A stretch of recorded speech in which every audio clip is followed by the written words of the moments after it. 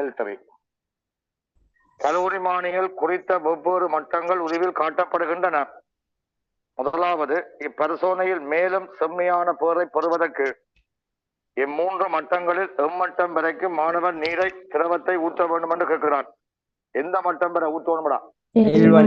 L1 மட்டம் வரை. சரி, அதுல L1 என்று போடுவீர் என்று கேட்கிறான்.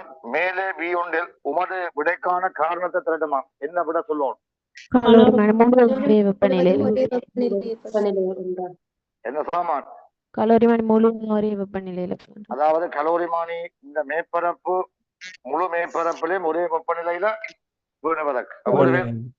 கலோரிமானியின் மேற்பரப்பு வெப்பநிலையை ஒரே பொறுமதியில் பேணுவதற்கு.